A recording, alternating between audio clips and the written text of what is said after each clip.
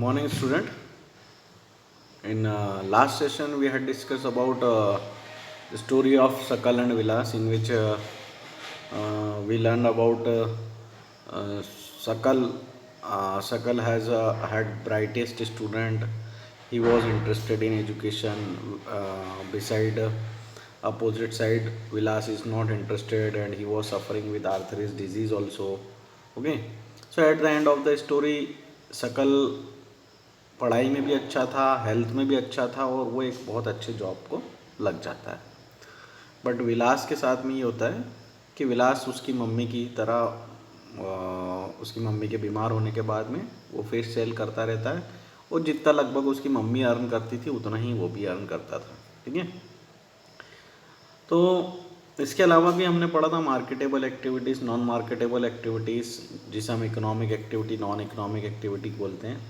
तो वो सारी एक्टिविटीज़ इकोनॉमिक एक्टिविटी होती हैं which are produce goods and services, and the activities which is done for self consumption are called non marketable activities. Okay, जैसे घर के अंदर मम्मियाँ वगैरह खाना बनाती हैं, ये सब नॉन मार्केटेबल एक्टिविटी होती है because they are not contributing in the GDP of the nation.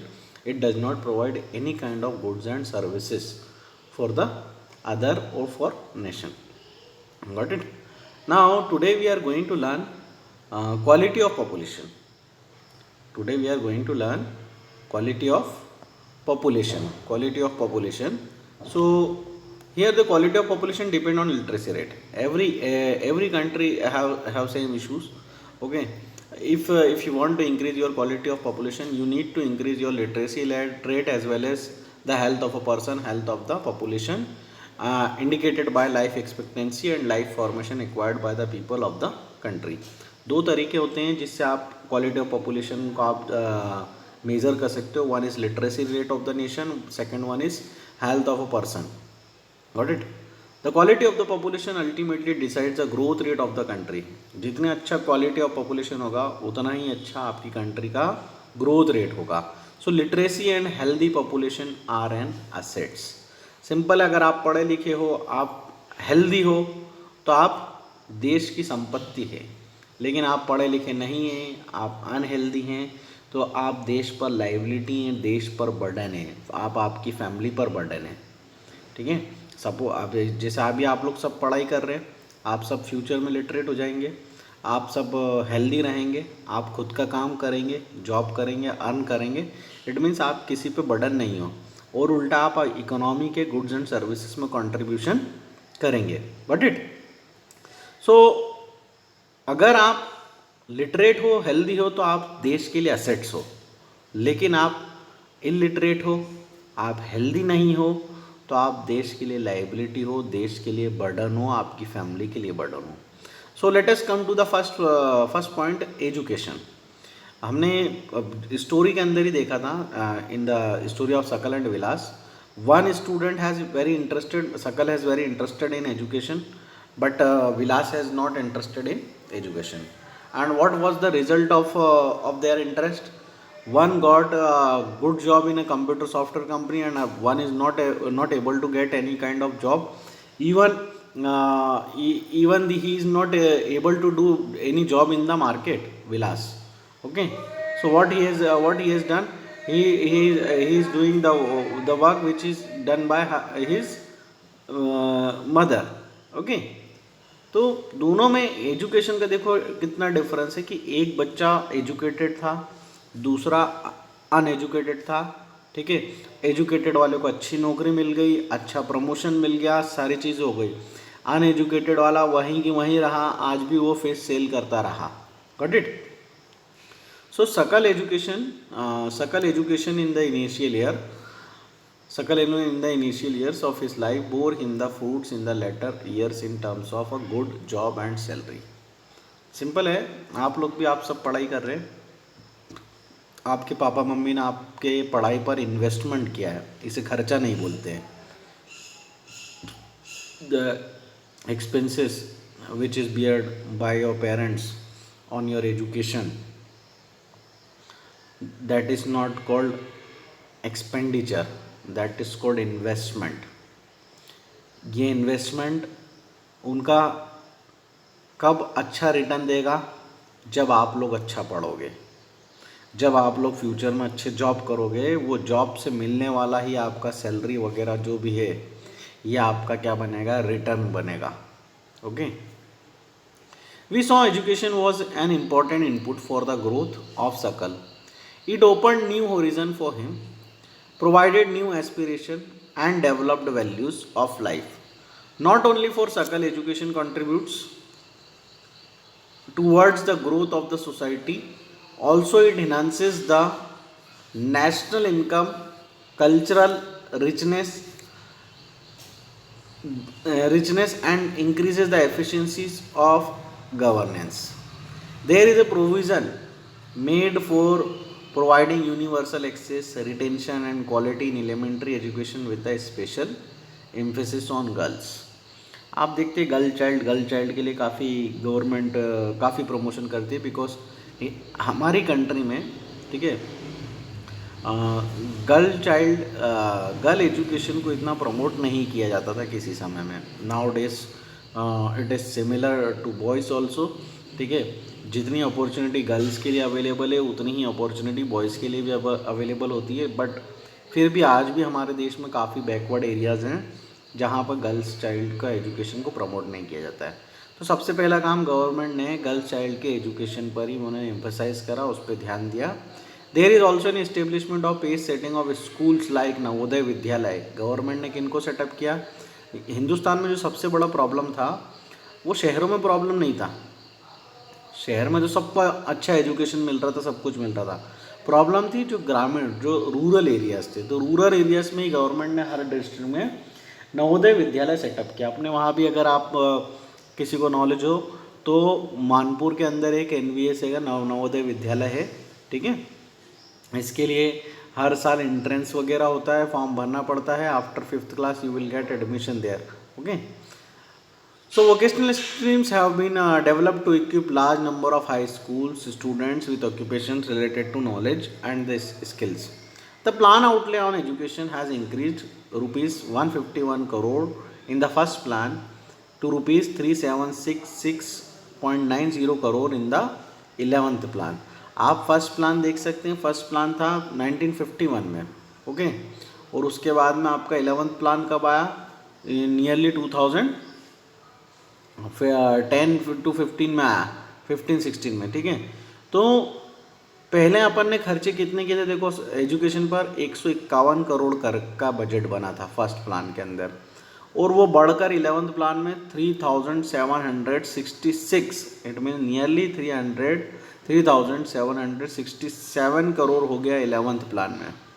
The expenditure on education as percentage of GDP rose from 0.64 in 1951 to 52 to 3.0% in 15-16. मतलब जो एक्सपेंडिचर एजुकेशन पर पहले होते थे वो सिर्फ 0.64% ऑफ टोटल GDP होता था. But in 15-16 it becomes 3.0% of GDP. has remained stagnant around 3% from past few years. The budgetary estimates as stated in the budget, the budgetary estimate as stated in the budget, documents of union governments, Reserve Bank of India, the expenditure on education as percentage of GDP has declined to 2.7% in 2017-18. The literacy rates have increased from 18% in 1951 to 74% in 2010-11. देखिए आप, literacy rate हमारे देश का कितना बढ़ गया. It was just 18% in the year of 1951. आज़ादी के बाद जब इसको मेज़र किया था तब सिर्फ 18% हमारे देश में लिटरेसी थी. 18% का मतलब आप समझ सकते हैं, out of every 100 people only average 18 people were literate. सिर्फ 18 लोग लिटरेट हुआ करते थे. But till 2010-11 things are completely changed. It is nearly 4 times of 80%, more than 4 times of 18%. 74% 2010-11 में क्या होगा? Literate.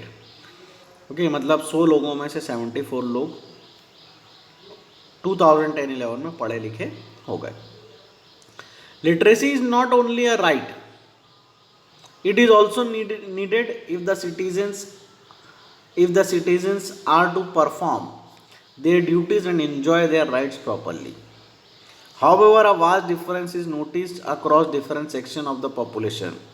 Literacy among males is nearly 16.67 higher than females, and it is about 16.1% higher in urban areas as compared to rural areas.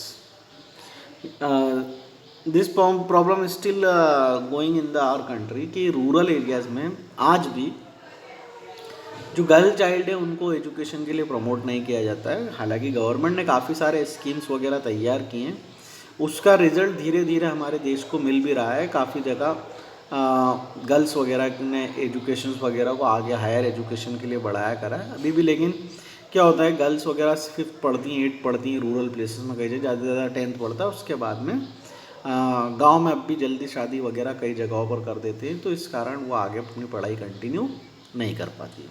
तो यही reason है कि हमारे देश में अब भी जो है, जो बॉय चाइल्ड है उन लोग का परसेंटेज जो है लिटरेसी का वो ज़्यादा है और गर्ल्स का कम है।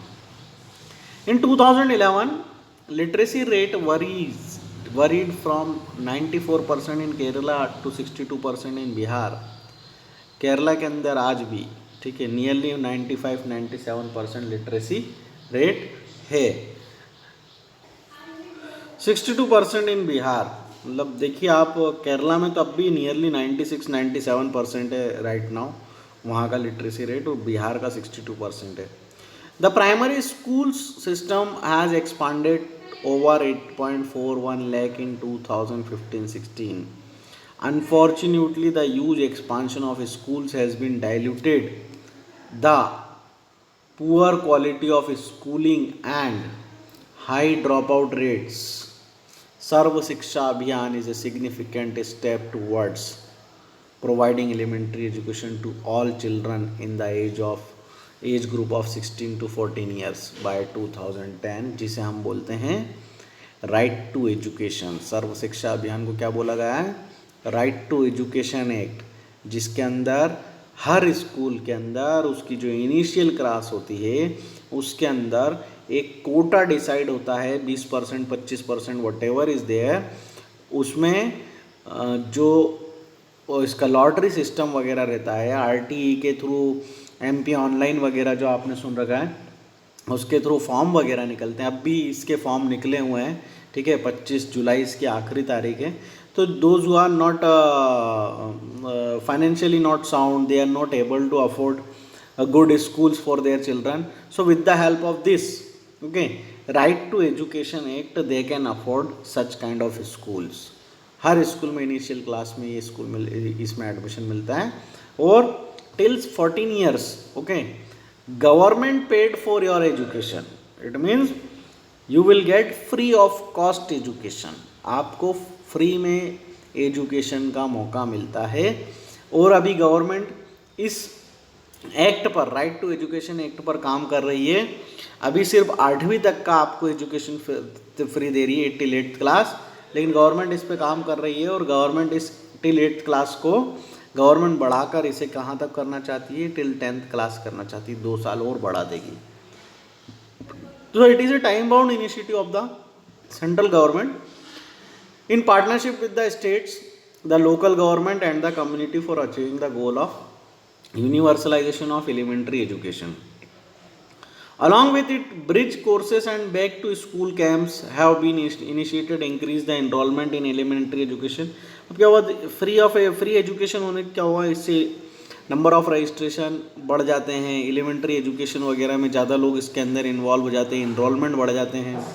Government started mid day meal scheme also has been implemented to encourage attendance.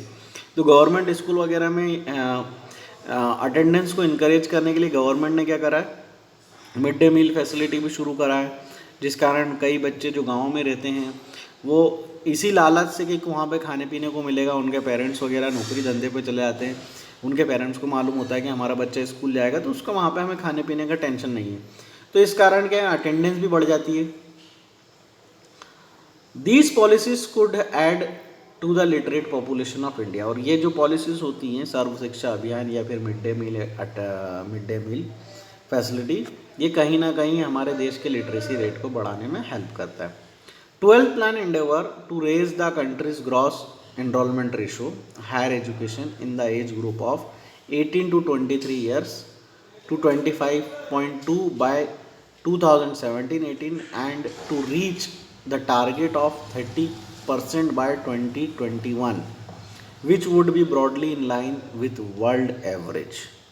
The strategy focuses on increasing access, quality adoption of state-specific curriculum modification, vocalization, vocationalization, and networking of the on the use of information technology. The plan also focuses on distance education, convergence of formal non formal distance IT education institutions. हमारे पास में कुछ examples हैं जैसे इग्नू वगैरह है, भोज वगैरह, ये कुछ यूनिवर्सिटी जो आपको डिस्टेंस एजुकेशन प्रोवाइड करती है।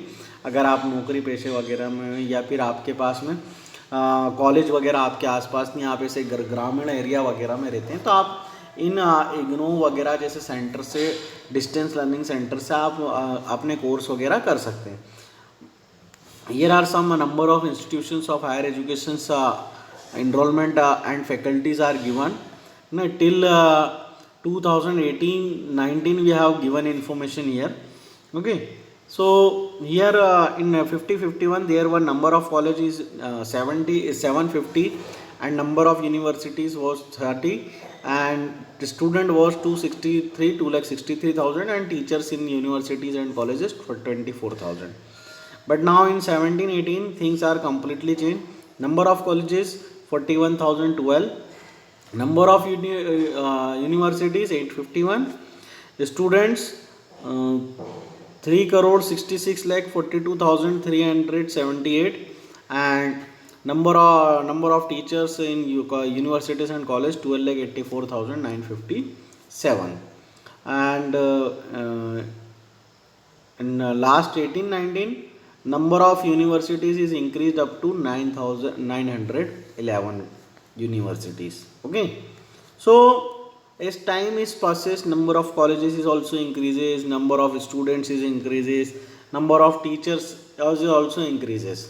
Okay, so it shows the actual development of education in our country. Now there is a continuation. Over the past 50 years there has been a significant growth in the number of universities and institutions of higher learning in a specialized area. Let us read the table to see the increase in the number of college universities enrollment of students, recruitment of teachers in 1915 to 5061. Okay, so student, there are some questions are given. Discuss the table in the classroom and answer the following questions also. You should do this all questions in your notebook. This all question which I am marking, you have to do in your notebook all 3 questions, 4 questions. Okay, is the increase of number of college adequate to admit the increasing number of students? Do you think we should have more number of university? What is the increase notice among the teachers in the year 1998 1999? What is your idea about your future college and university? This question is very important to all of you. You all have to write down question number 4, the answer very especially. Okay, so what do you think? What is your idea about future colleges and university? Students, so today we discussed about education, how we can improve the quality of education in our nation. So 2 things are mainly here shown. One is with the help of Sarv Shiksha Abhiyan government has initiated, and other one is by midday meal facilities also, by which government can increase the attendance of the student, and it is directly indirectly impact the literacy rate of the country. Government has started so many colleges also.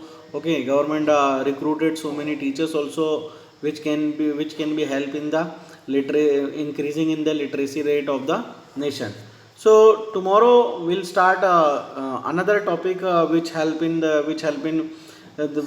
improve the quality of population, which is health. Okay, so tomorrow we'll discuss or next session we'll discuss health topic. Got it? So, thank you so much. Have a nice day.